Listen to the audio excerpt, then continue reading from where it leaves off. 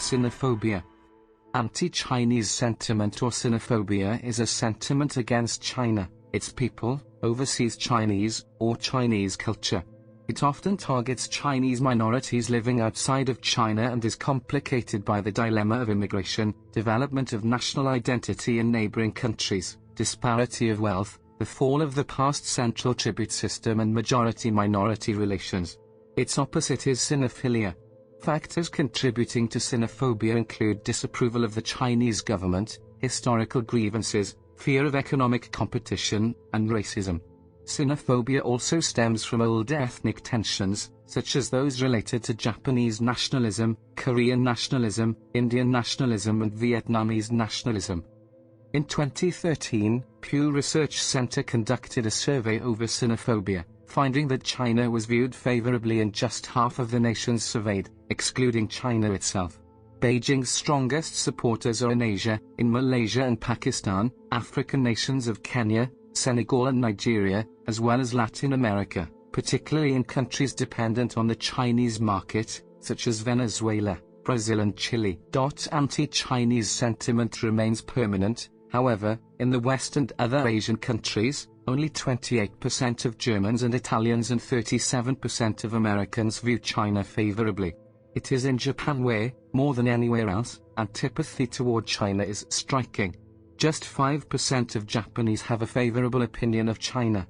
At the same time, outright anti-China sentiment is limited. In 2013, in just 11 of the 38 nations surveyed is China actually viewed unfavorably by at least half of those surveyed. The strongest anti-China sentiment is in Japan, where 93% see the People's Republic in a negative light, including 48% of Japanese who have a very unfavorable view of China. There are also large majorities in Germany, Italy and Israel who hold negative views of China. The rise in anti-China sentiment in Germany is particularly striking, from 33% disfavor in 2006 to 64% under the 2013 survey. And such unfavorable views exist despite Germany's success exporting to China. Despite China's general appeal to the young, half or more of those people surveyed in 26 of 38 nations think that China acts unilaterally in international affairs, notably increasing tensions between China and other neighboring countries, excluding Russia, over territorial disputes. This concern about Beijing's failure to consider other countries' interests when making foreign policy decisions is particularly strong in the Asia-Pacific, in Japan, South Korea and Australia, and in Europe, in Spain, Italy, France and Britain. About half or more of those in the 7 Middle Eastern nations surveyed also think China acts unilaterally. This includes 79% of Israelis, 71% of Jordanians and 68% of Turks. There is relatively less concern about this issue in the US. African nations, in particular strong majorities in Kenya, Nigeria, South Africa and Senegal, believe Beijing does consider their interests when making foreign policy decisions. 56% of Chinese think China should be more respected. Anti-Chinese sentiment has long roots stretching back through 1,000 years of history.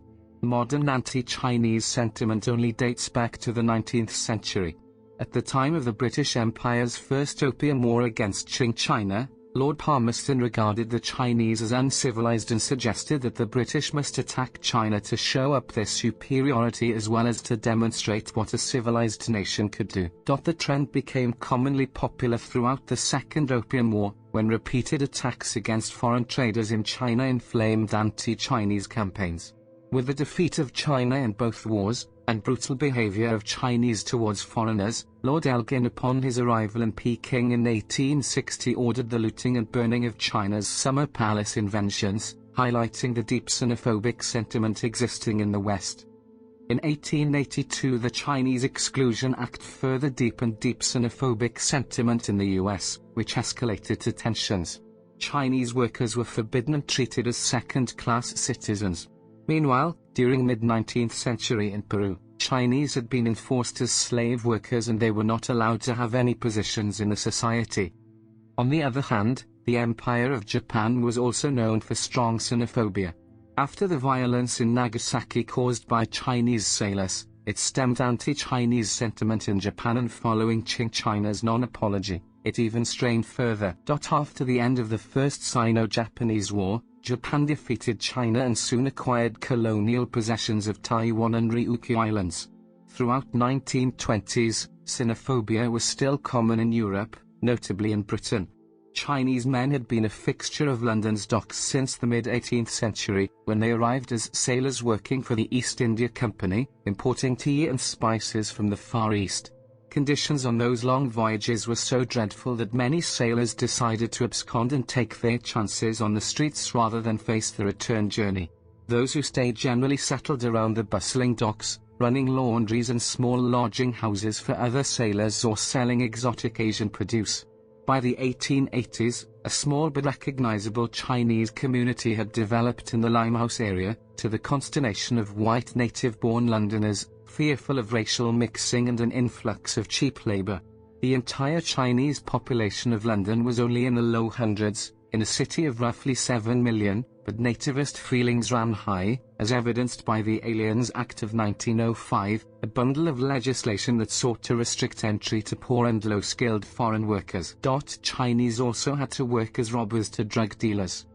At the time of World War II, both Nazi Germany and Japanese Empire started its long persecution against ethnic Chinese in each countries, as well as Japanese territorial control in mainland China.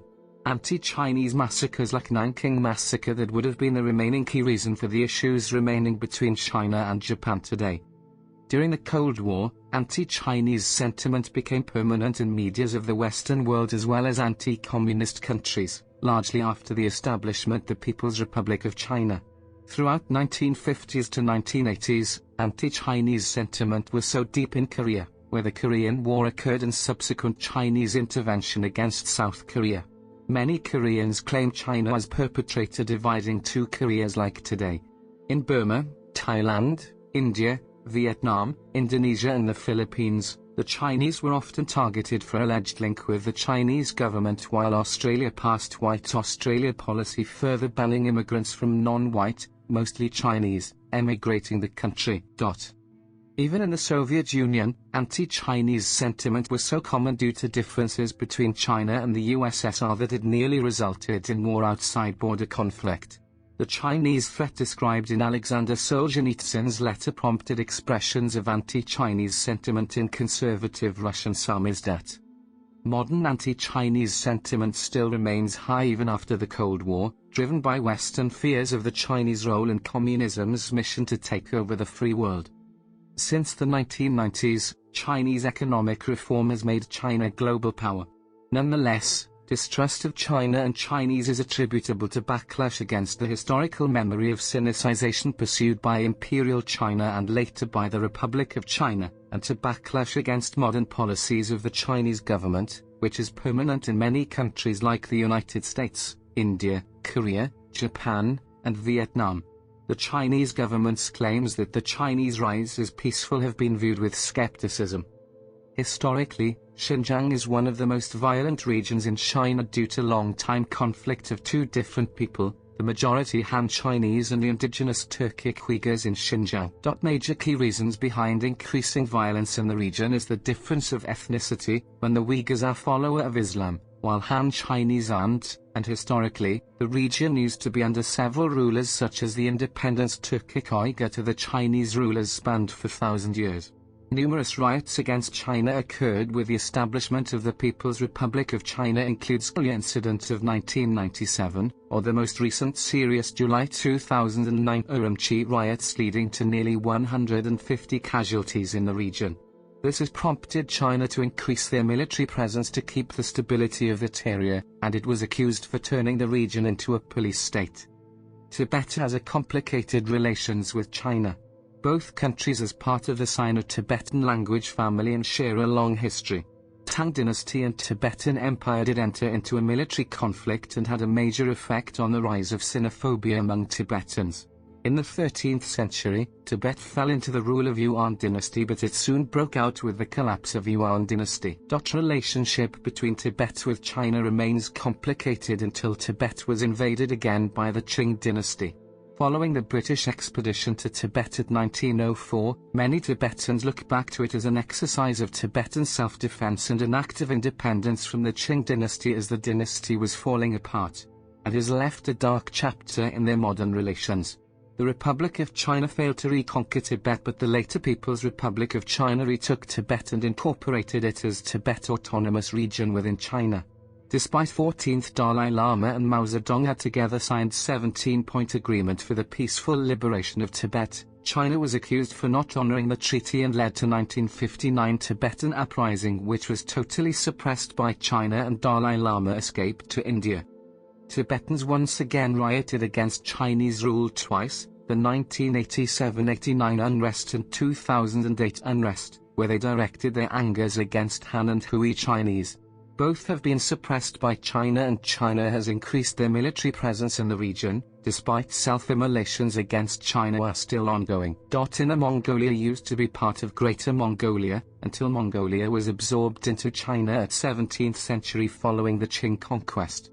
For 3 centuries, Mongolia was marked with little interests even during the expansion of Russian Empire. With the Qing collapse, China attempted to retake Mongolia only to see its rule fallen with the Mongolian Revolution of 1921, overthrowing the Chinese rule, but it was proposed that Jiangsu Oling's domain take Outer Mongolia under its administration by the Bogd Khan and Bodo in 1922 after pro-Soviet Mongolian communists seized control of Outer Mongolia. However, China failed to take Outer Mongolia but successfully maintained their presence in Inner Mongolia. For this reason, it has led to a strong anti-Chinese sentiment among the native Mongol population in Inner Mongolia, which have rejected assimilation, which prompted Mongolian nationalists and neo-Nazi groups to be hostile against China.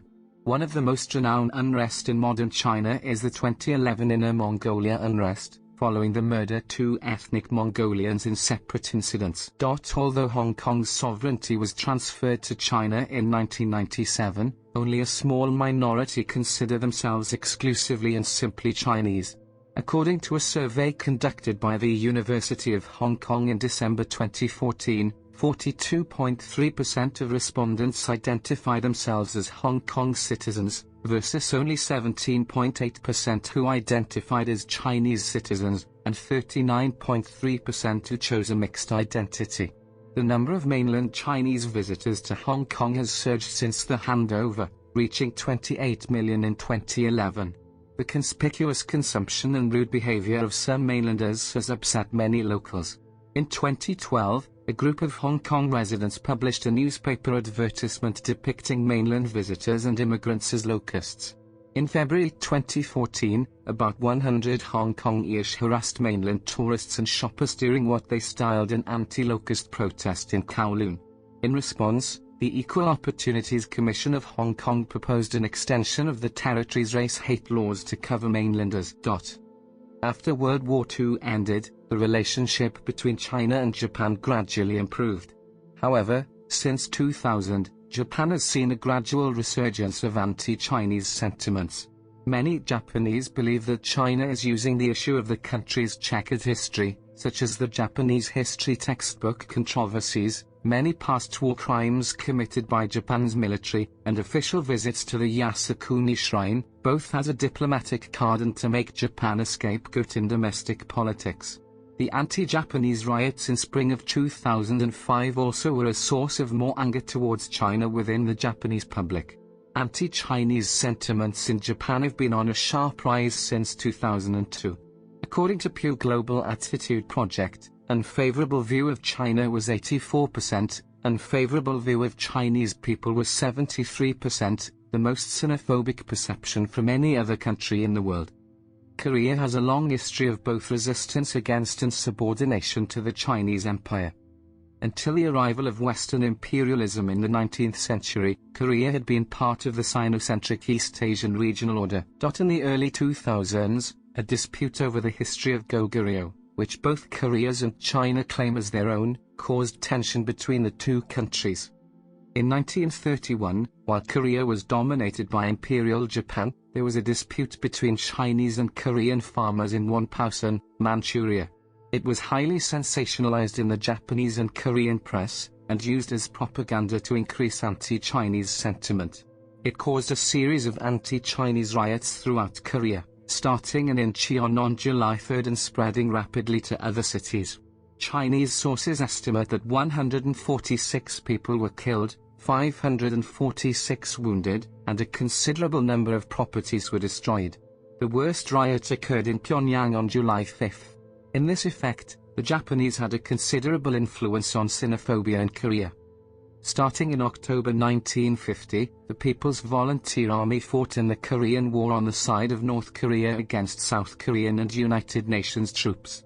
The participation of the PVA made the relations between South Korea and China hostile. Throughout the Cold War, there were no official relations between capitalist South Korea and Communist China until August 24, 1992, when formal diplomatic relations were established between Seoul and Beijing.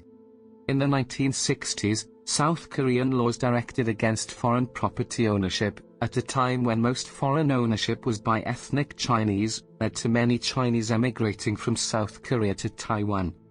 Anti-Chinese sentiments in South Korea have been on a steady rise since 2002.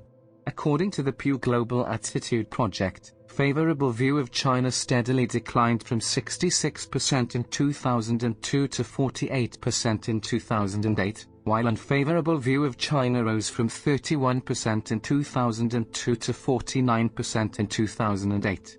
According to polls by the East Asia Institute, positive view of China's influence declined from 48.6% in 2005 to 38% in 2009, while negative view of Chinese influence rose from 46.7% in 2005 to 50% in 2008.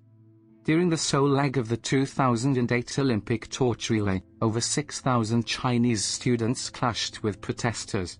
Chinese demonstrators clashed with local activists who rallied to protest the torch relay, citing Beijing's discouraging treatment of North Korea defectors and the regime's crackdown on Tibetans rioting for independence. With the result of these violent clashes in central Seoul, anti-Chinese sentiments in Korea roused great indignation toward the Chinese people.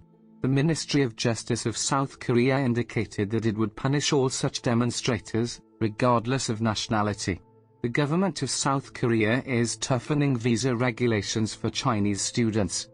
Relations further strained with the deployment of TARDIS South Korea in 2017, in which China started its boycott against Korea, making Koreans to develop anti-Chinese sentiment in South Korea over reports of economic retaliation by Beijing. Due to historical reasons, the relationship between the two majority Chinese-speaking nations has been tense due to the fact that China has threatened repeatedly to invade Taiwan once Taiwan declares independence from China. This creates strong divisions between China and Taiwan and further strains the relationship between two nations. Anti-Chinese sentiment in Taiwan also comes from the fact that many Taiwanese do not want to identify themselves with Chinese people from the mainland, and are against having closer ties with the Chinese mainland, like those in the Sunflower Student Movement. Many Taiwanese also believe they are more civilized against uncivilized mainlanders, according to Peng Mingmin, a Taiwanese professor. Mongolians traditionally hold very unfavorable views of China. The common stereotype is that China is trying to undermine Mongolian sovereignty in order to eventually make it part of China. Fear and hatred of Uyghurs, a derogatory term for people of mixed Han Chinese and Mongol ethnicity, is a common phenomenon in Mongolian politics. Uyghurs are seen as a Chinese plot of genetic pollution to chip away at Mongolian sovereignty, and allegations of Chinese ancestry are used as a political weapon in election campaigns, though not always with success. Several neo-Nazi groups opposing foreign influence, especially China's, are present within Mongolia. Massive land reform protests were held in Kazakhstan. Protesters were against land renting to Chinese. Other issues leading to rise of Sinophobia in Kazakhstan is also over Xinjiang conflict and Kazakhstan hosting a significant number of Uyghur separatists. Relationship between Tajikistan and China is very complicated in the past.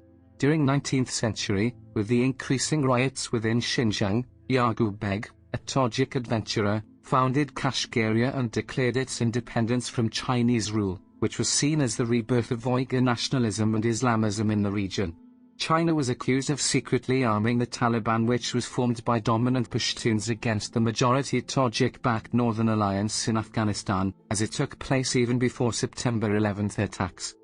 Resentment against China and Chinese also increased in Tajikistan recent years due to accusation of China's land grab from Tajikistan. In 2013, Tajik Popular Social Democrat Party leader, Rakhmatullah Zoirov, claimed Chinese troops were entering to Tajikistan deeper than it got from land ceding. Kyrgyzstan is traditionally non-aligned and somewhat positive of China. There are historical grievances, however, such as occupation by Qing China, ethnic cleansing. A Kyrgyz farmer claimed, "We always run the risk of being colonized by the Chinese, in fear of future being colonized by China."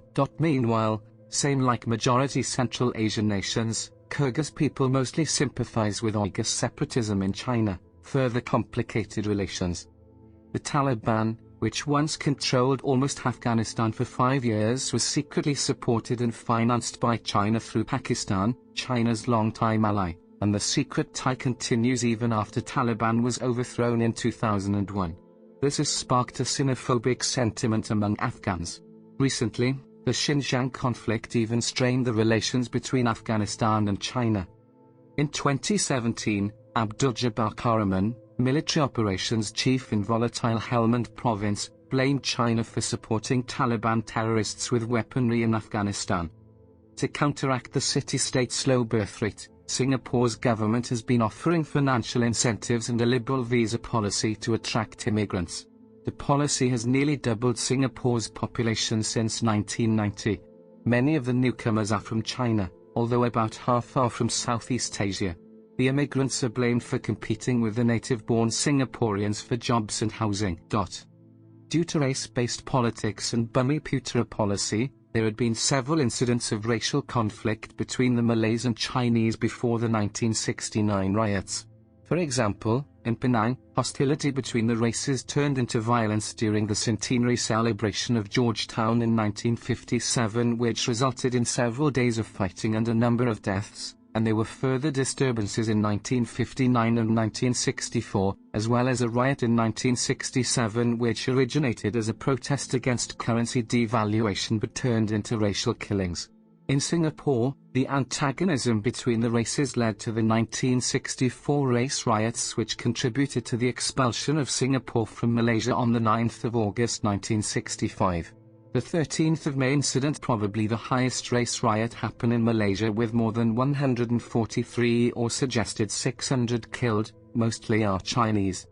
Even sharing the same Sinophobia culture, but due to 1,000 years of Chinese rule in northern Vietnam, and later a series of Sino-Vietnamese wars in the history between two nations and recent territory disputes in the Paracel and Spratly Islands, there are strong anti-Chinese sentiments among the Vietnamese population. Though current relations are peaceful, many wars erupted in the past, from the time of early Lê dynasty to the Sino-Vietnamese War from 1979 to 1989. The conflict fueled discrimination against and consequent emigration by the country's ethnic Chinese. From 1978 to 1979, some 450,000 ethnic Chinese left Vietnam by boat as refugees or were expelled across the land border with China. It only stopped at 1989 following the Doi Moi reforms in Vietnam.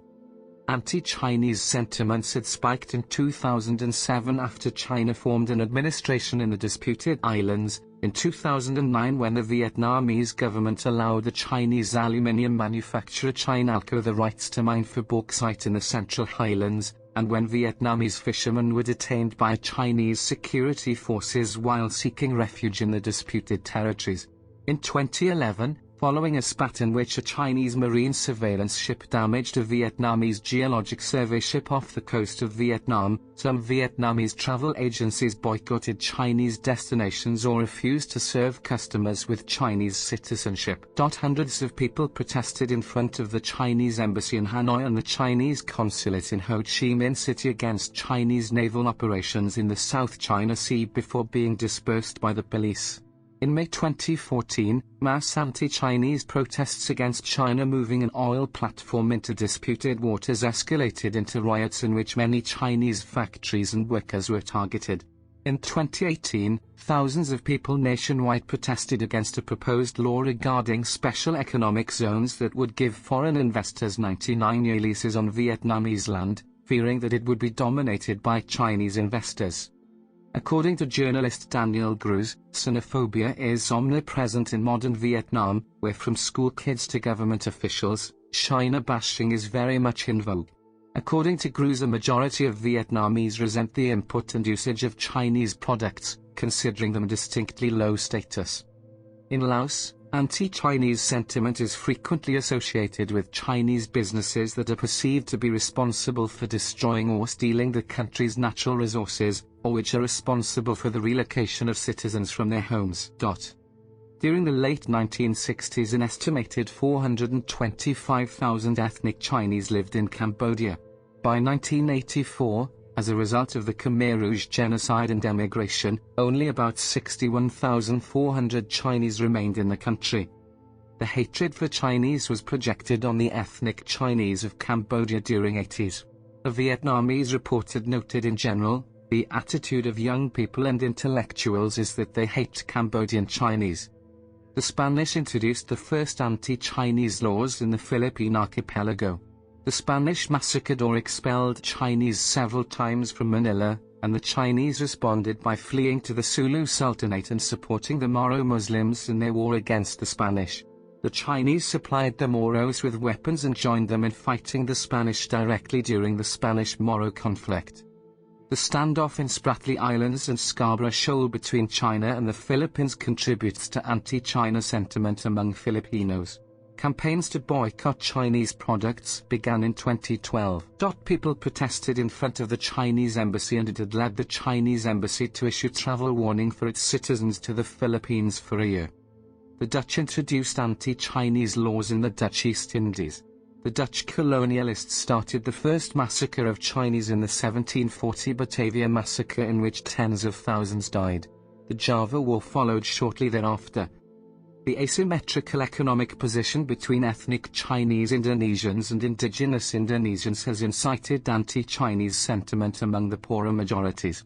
During the Indonesian killings of 1965-66, in which more than 500,000 people died, ethnic Chinese were killed and their properties looted and burned as a result of anti-Chinese racism, on the excuse that deeper aim at aid it had brought the PKI closer to China. In the May 1998 riots of Indonesia following the fall of President Suharto, many ethnic Chinese were targeted by Indonesian rioters, resulting in a large number of rapes and looting.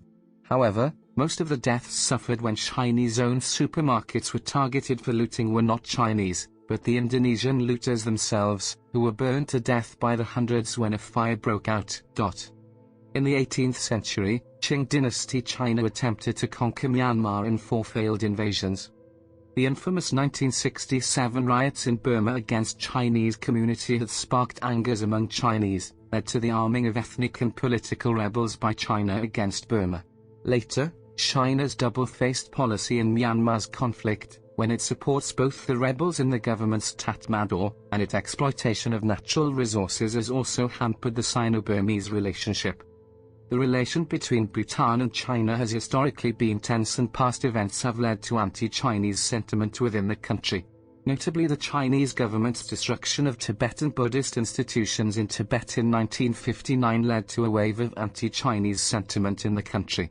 Similarly, the publishing of a controversial map in the book, A Brief History of China, which illustrated a large portion of Bhutanese territory belonging to China, and the statement released by China in 1960 which claimed the Bhutanese form a united family in Tibet and they must once again be united, and taught the communist doctrine, all led to hostile responses from Bhutan, including the closing of its border, trade and all diplomatic contacts with China. Bhutan and China have not established diplomatic relations. Anti-Chinese sentiment in Sri Lanka rises mainly due to the unclean Chinese investments in Sri Lanka, notably the lease of Hambantota port for China, which was believed to be a new Chinese colony. During the 1971 Bangladesh Liberation War, China supported Pakistan, its long-standing ally, against Bangladesh and India. In the following years until 1976, Bangladesh and China were at odds due to hostility between two nations. Thus, Anti-Chinese sentiment remains deep and high in Bangladesh due to the historical grievances. According from Dhaka Tribune, a popular Bangladeshi magazine, it compares China's rise similar to Adolf Hitler's Nazi Germany, fearing China's involvement would make everything worse. During the Sino-Indian War, the Chinese faced anti-national sentiment unleashed by the Indian National Congress-dominated government.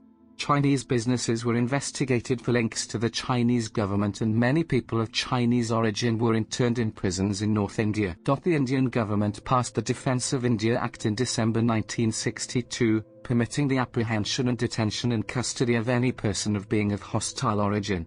The broad language of the Act allowed for the arrest of any person simply for having a Chinese surname, a drop of Chinese blood, or a Chinese spouse. The Indian government incarcerated thousands of Chinese Indians in an internment camp in Dholi, Rajasthan, where they were held for years without trial. The last internees were not released until 1967. Thousands more Chinese Indians were forcibly deported or coerced to leave India. Nearly all internees had their properties sold off or looted. Even after their release, the Chinese Indians faced many restrictions in their freedom. They could not travel freely until the mid-1990s. More recently, India in conjunction with Tibet have called for a joint campaign to boycott Chinese goods due to border intrusion incidents. Similarly to the Philippines and Vietnam, the call for the boycott of Chinese goods by India is related to the contested territorial disputes India has with China. In 2000, Tongan noble Tuivakano of New Kunaku banned Chinese stores from his New Kunaku district in Tonga. This followed complaints from other shopkeepers regarding competition from a local Chinese. In 2001, Tonga's Chinese community was hit by a wave of racist assaults. The Tongan government did not renew the work permits of more than 600 Chinese storekeepers, and has admitted the decision was in response to widespread anger at the growing presence of the storekeepers. In 2006, rioters damaged shops owned by Chinese Tongans in Nuku'alofa. In 2006, Honiara's Chinatown suffered damage when it was looted and burned by rioters following a contested election. Ethnic Chinese businessmen were falsely blamed for bribing members of the Solomon Islands Parliament. The government of Taiwan was the one that supported the then current government of the Solomon Islands. The Chinese businessmen were mainly small traders from mainland China and had no interest in local politics. In Russia, Siberia and the Russian Far East, there was a long-standing dispute over territory, which was resolved in 2004.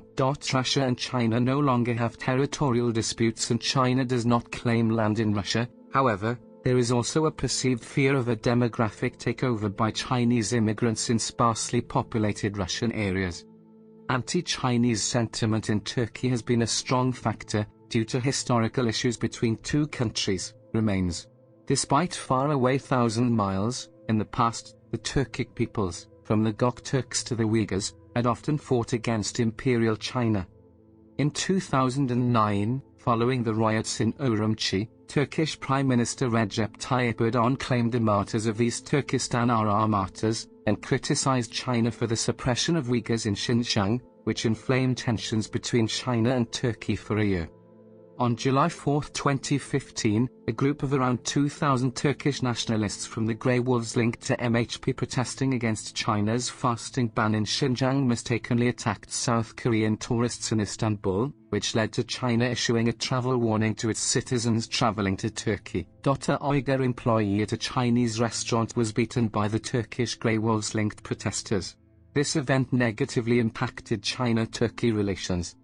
Devlet Batali, a leader from Turkey's MHP, said that the attacks by MHP-affiliated Turkish youth on South Korean tourists was understandable, telling the Turkish newspaper Hürriyet that, what feature differentiates a Korean from a Chinese? They see that they both have slanted eyes. How can they tell the difference? Another translation of his remarks was, what is the difference between a Korean and a Chinese anyway? They both have slitty eyes. Does it make any difference? A Uyghur-staffed, Turkish-owned Chinese restaurant was assaulted by Turkish nationalists, who have also attacked the Dutch consulate, which they thought was the Russian consulate.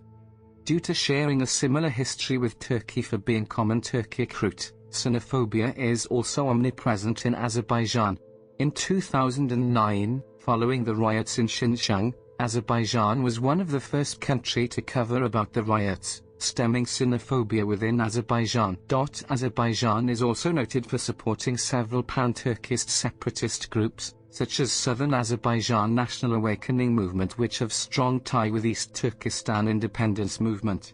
Mahmud Ali Chayraganli, leader of Sanam and Rebia Kurdia, leader of Etim, underlined that South Azerbaijan and East Turkestan will act jointly in struggling against each other's enemies, and said Iranian or Chinese governments will never prevent the Turks of South Azerbaijan and East Turkestan from struggling, expressed their confidence that 35 million Turks of South Azerbaijan and more than 20 million Uyghur Turks will be soon liberated. Although xenophobia is not widely practiced in Syria, the Syrian opposition has accused China for supporting the government of Bashar al-Assad, as China has vetoed UN resolutions condemning Assad's war crimes. Syrian and Lebanese nationalists have burnt Chinese flag in response. Like China's perception in other countries, China's large population, long history and size has been the subject of fear somewhat. China has figured in the Western imagination in a number of different ways as being a very large civilization existing for many centuries with a very large population. However, the rise of the People's Republic of China after the Chinese Civil War has dramatically changed the perception of China from a relatively positive light to negative because of the fear of communism in the West, and repeated public accusations against China of human rights abuses. Xenophobia became more common as China was becoming a major source of immigrants for the West. Numerous Chinese immigrants to North America were attracted by wages offered by large railway companies in the late 19th century as the companies built the transcontinental railroads. Xenophobic policies and pronouncements on the Yellow Peril were in evidence as late as the mid-20th century in the Australia, United States, Canada, and New Zealand. Although historical relations between two were friendly and even Marco Polo paid a visit to China, during the Boxer Rebellion, Italy was part of Eight-Nation Alliance against the rebellion, thus this had stemmed anti-Chinese sentiment in Italy. Italian troops looted, burnt and stole a lot of Chinese goods to Italy, who many are still being displayed in Italian museums. In modern era, xenophobia still exists in Italy. In 2007, an anti-Chinese unrest occurred when Italian residents of Milan and Rome had complained that, as Chinese neighborhoods expand, Italian stores are being squeezed out by merchants who obtain licenses for retail shops but then open up wholesale distribution operations for goods flooding in from China. In 2010, Italian town of Prato became increasingly anti-Chinese, accusing them for not obeying Italian law. A recent increasing xenophobic sentiment sparked in Venezuela as for the direct consequence of Venezuelan crisis, which China was accused for looting and exploiting Venezuelan natural resources and economic starvation in the country. The Chinese population was active in political and social life in Australia. Community leaders protested against discriminatory legislation and attitudes, and despite the passing of the Immigration Restriction Act in 1901, Chinese communities around Australia participated in parades and celebrations of Australia's Federation and the visit of the Duke and Duchess of York. Although the Chinese communities in Australia were generally peaceful and industrious, resentment flared up against them because of their different customs and traditions. In the mid-19th century, terms such as dirty, disease-ridden, insect-like were used in Australia and New Zealand to describe the Chinese. A poll tax was passed in Victoria in 1855 to restrict Chinese immigration. New South Wales, Queensland, and Western Australia followed suit. Such legislation did not distinguish between naturalised, British citizens, Australian-born and Chinese-born individuals. The tax in Victoria and New South Wales was repealed in the 1860s. In the 1870s and 1880s, the growing trade union movement began a series of protests against foreign labor.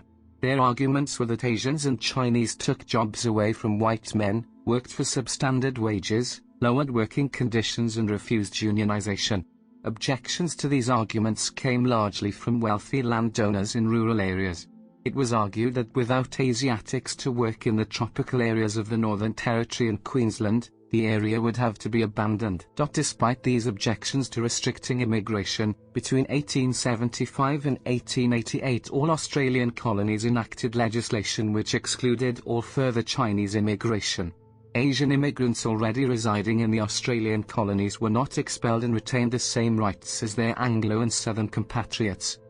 In 1888, following protests and strike actions, an intercolonial conference agreed to reinstate and increase the severity of restrictions on Chinese immigration. This provided a basis for the 1901 Immigration Restriction Act and the seed for the White Australia policy, which, although relaxed over time, was not fully abandoned until the early 1970s. Number of cases have been reported related to xenophobia in the country. Recently, on February 2013, a Chinese football team had reported about the abuses and racism they suffered on Australia Day. There have been a spate of racist anti-Chinese graffiti and posters in universities across Melbourne and Sydney which host a large number of Chinese students. In July and August 2017, hate-filled posters were plastered around Monash University and University of Melbourne which said, in Mandarin, that Chinese students were not allowed to enter the premises, or else they would face deportation, while a Kill Chinese graffiti, decorated with swastikas, was found at University of Sydney. The Antipodean Resistance, a white supremacist group that identifies itself as pro-Nazi, claimed responsibility for the posters on Twitter. The group's website contains anti-Chinese slurs and Nazi imagery. In 2016, Gunther Oettinger, the former European Commissioner for Digital Economy and Society, called Chinese people derogatory names, including sly dogs, in a speech to executives in Hamburg and had refused to apologize for several days. Spain first issued anti-Chinese sentiment when Lima Hong, a renowned Chinese pirate, attacked Spanish settlement in the Philippines. One of his famous actions was a failed invasion of Manila at 1574, with the supports of Chinese and Moro pirates. The Spanish conquistadors massacred or expelled Chinese several times from Manila, notably the 1603 massacre of Chinese in Manila in autumn, with the reasons for this uprising remain unclear. The motives range from the desire of the Chinese to dominate Manila, to their wanting to abort the Spaniards' moves that seemed to lead to their elimination. The Spaniards quelled the rebellion and massacred around 20,000 Chinese. The Chinese responded by fleeing to the Sulu Sultanate and supporting the Moro Muslims in their war against the Spanish. The Chinese supplied the Moros with weapons and joined them in fighting the Spanish directly during the Spanish-Moro conflict. Spain also upheld a plan to conquer China, thus never materialized. In modern era, anti-Chinese racism remains relevant in Spain. In 2014, Spanish channel Telecinco's Aida program featured a scene in which a bar owner adds a "no Chinese either" to a sign barring dogs from his establishment, leading to sheer criticisms from China. Peru was a popular destination for Chinese immigrants at 19th century, mainly due to its vulnerability over slave market and subsequent need for Peru over military and labor workforce. However, relations between Chinese workers and Peruvian owners have been tense, due to mistreatments over Chinese laborers and anti-Chinese discrimination in Peru. Due to the Chinese support for Chile throughout the War of the Pacific, relations between Peruvians and Chinese became increasingly tenser aftermath. After the war, armed indigenous peasants sacked and occupied haciendas of landed elite Criollo collaborationists in the Central Sierra, majority of them were of ethnic Chinese, while indigenous and mestizo Peruvians murdered Chinese shopkeepers in Lima in response to Chinese coolies revolted and even joined the Chilean army. Even in 20th century, memory of Chinese supports for Chile was so deep that Manuel Eodria, once dictator of Peru, issued ban against Chinese immigration as a punishment for their betrayal. This caused a deep wound still relevant today in Peru. In the 1850s, sizable numbers of Chinese immigrants came to British Columbia seeking gold. The region was known to them as Gold Mountain. Starting in 1858, Chinese coolies were brought to Canada to work in the mines and on the Canadian Pacific Railway. However, they were denied by law the rights of citizenship, including the right to vote, and in the 1880s, head taxes were implemented to curtail immigration from China. In 1907, a riot in Vancouver targeted Chinese and Japanese-owned businesses. In 1923, the federal government passed the Chinese Immigration Act, commonly known as the Exclusion Act, prohibiting further Chinese immigration except under special circumstances. The Exclusion Act was repealed in 1947, the same year in which Chinese Canadians were given the right to vote. Restrictions would continue to exist on immigration from Asia until 1967, when all racial restrictions on immigration to Canada were repealed, and Canada adopted the current points-based immigration system. On June 22, 2006, Prime Minister Stephen Harper offered an apology and compensation only for the head tax once paid by Chinese immigrants. Survivors or their spouses were paid approximately $20,000 Canadian in compensation. Sinophobia in Canada has been fueled by extreme real estate price distortion resulting from Chinese demand, forcing locals out of the market. There is a growing xenophobic sentiment in Brazil, largely due to the issue over economic and political manipulation from China over Brazil. Recently, Chinese have been accused for grabbing land in Brazil, involving on unclean political ties, further deepens xenophobia in Brazil. Chinese investments in Brazil have been largely influenced by this negative impression. The United Kingdom developed a strong xenophobic sentiment dated back at 1800s when China and the British Empire fought for influence in Asia. It resulted with the First Opium War, which Qing China suffered a tremendous defeat and forced to pay fee. Since then, due to strong anti-British sentiment in China, anti-Chinese sentiment grew in the U.K. As a response, such negative impression on China was exported to the world mainly due to the British. Today, negative impression over China continues to be an issue in the United Kingdom. The Chinese emigrants in Britain often issued themselves to be among the most discriminated people, and there is a lack of reporting over anti-Chinese discrimination in the UK as consequence, notably violence against Chinese Britons. Further, British Chinese even claimed they had been ignored from such discrimination. In the 16th century, increasing sea trades between Europe to China had led Portuguese merchants to China. However, Portuguese military ambitions for power and its fear of China's interventions and brutality had led to the growth of xenophobia in Portugal. Galeot Pereira, a Portuguese Jesuit missionary who was imprisoned by Chinese authorities, claimed China's juridical treatment known as bastinado was so horrible as it hit on human flesh, becoming the source of fundamental anti-Chinese sentiment later, as well as brutality, cruelty of China and Chinese tyranny. With Ming China's brutal reactions on Portuguese merchants following the conquest of Malacca, xenophobia became widespread in Portugal, and widely practiced until the First Opium War, which Qing China was forced to cede Macau for Portugal.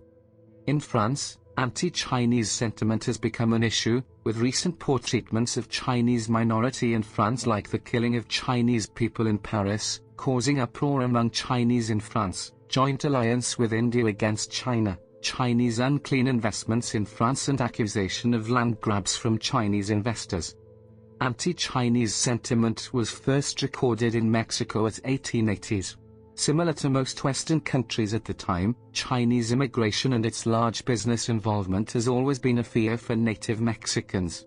Violence against Chinese occurred such as in Sonora, Baja California, and Coahuila. The most notable was the Torreon massacre, although it was sometimes argued to be different than other Western nations.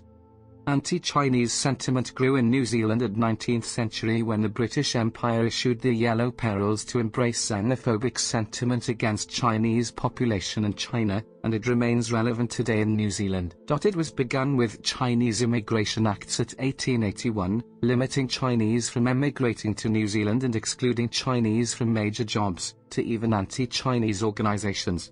Today, mostly anti-Chinese sentiment in New Zealand is about the labour issue. KMON reported that 1 in 2 New Zealanders feel the recent arrival of Asian migrants is changing the country in undesirable ways. Attitude over Chinese in New Zealand remains fairly negative, and Chinese are still considered to be less respected people in New Zealand. Starting with the California gold rush in the late 19th century, the United States, particularly the West Coast states, imported large numbers of Chinese migrant laborers. Early Chinese immigrants worked as gold miners, and later on subsequent large labor projects, such as the building of the first transcontinental railroad. The decline of the Qing dynasty in China caused many Chinese to emigrate overseas in search of a more stable life, and this coincided with the rapid growth of American industry. The Chinese were considered by employers as reliable workers who would continue working, without complaint, even under destitute conditions. Chinese migrant workers encountered considerable prejudice in the United States, especially by the people who occupied the lower layers in white society, because Chinese coolies were used as a scapegoat for depressed wage levels by politicians and labor leaders. Cases of physical assaults on the Chinese include the Chinese massacre of 1871 in Los Angeles and the murder of Vincent Chin. The 1909 murder of Elsie Siegel in New York, of which a Chinese person was suspected, was blamed on the Chinese in general and led to physical violence. The murder of Elsie Siegel immediately grabbed the front pages of newspapers, which portrayed Chinese men as dangerous to innocent and virtuous young white women. This murder led to a surge in the harassment of Chinese in communities across the United States. Italian Americans and Irish Americans, who had once been subject to similar prejudice themselves, were often involved in such assaults, believing that their condition had been worsened by the influx of Chinese laborers. The emerging American trade unions, under such leaders as Samuel Gompers, also took an outspoken anti-Chinese position regarding Chinese laborers as competitors to white laborers. Only with the emergence of the International Trade Union, IWW, did trade unionists start to accept Chinese workers as part of the American working class. In the 1870s and 1880s, various legal discriminatory measures were taken against the Chinese. These laws, in particular the Chinese Exclusion Act of 1882, were aimed at restricting further immigration from China. Although the laws were later repealed by the Chinese Exclusion Repeal Act of 1943. In particular, even in his lone dissent against Plessy v. Ferguson, then Supreme Court Justice John Marshall Harlan wrote of the Chinese as a race so different from our own that we do not permit those belonging to it to become citizens of the United States. Persons belonging to it are, with few exceptions, absolutely excluded from our country. I allude to the Chinese race. In the United States elections, 2010, a significant number of negative advertisements from both major political parties focused on a candidate's alleged support for free trade with China, which were criticized by Jeff Yang for promoting anti-Chinese xenophobia. Some of the stock images that accompanied ominous voiceovers about China were actually of Chinatown, San Francisco. These advertisements included one produced by Citizens Against Government Waste called Chinese Professor, which portrays a 2030 conquest of the West by China, and an ad by Congressman Zach Space attacking his opponent for supporting free trade agreements like NAFTA, which the ad claimed causes jobs to be outsourced to China. In October 2013, a child actor on Jimmy Kimmel Live jokingly suggested in a skit that the US could solve its debt problems by kill everyone in China. Donald Trump, the 45th President of the United States, was accused of stemming Sinophobia throughout his campaign for presidency in 2016. In following with Donald Trump's trade tariffs on Chinese goods, which was seen as trade war and another anti-Chinese act. According to a recent Pew Research Center survey of 6 African countries, Ghana, Kenya, Nigeria, Senegal, South Africa, and Uganda had higher disapproval towards China compared to previous years, while they had higher positive view for the United States. Anti-Chinese sentiment broke out in Kenya when Kenyans accused Chinese for looting and stealing jobs from Kenyans, thus attacking Chinese workers and Chinese immigrants inside the country in 2016. Ghanaians have alleged Chinese miners of illegally seizing jobs, polluting community water supplies, and disturbing agricultural production through their work. A 16-year-old illegal Chinese miner was shot in 2012, while trying to escape arrest. Multiple presidential candidate Michael Sata has often invoked harsh rhetoric against the Chinese commercial presence in Africa's largest copper-producing country. Though he failed to win elections thrice, he won the 2011 election. Despite toning down his rhetoric, the investment climate for Zambia was read as uncertain. During the 19th century, the British Empire, which used to control most of South Africa, spread xenophobia across the country. Recent rise of xenophobic sentiment in South Africa is largely contributed to by economic looting from China and growing Chinese influence in the country. In 2015, South Africa planned to allow for Mandarin to be taught in schools in South Africa, solicited umbrage from the teachers' union and set social media and comment sections ablaze with fears of a Chinese imperialism in Africa and a new colonialism, as well as recent increasing Chinese immigration to the country. In 2017, violence against Chinese immigrants and other foreign workers broke out in Durban, then quickly spread out in other major cities in South Africa as for the result of Chinese fears overtaking South Africa.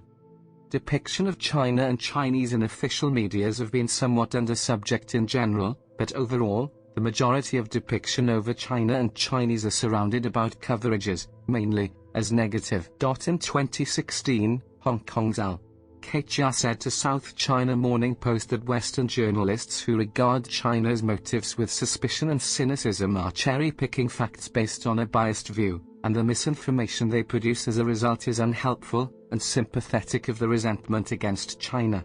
Many Chinese consider this as war of information.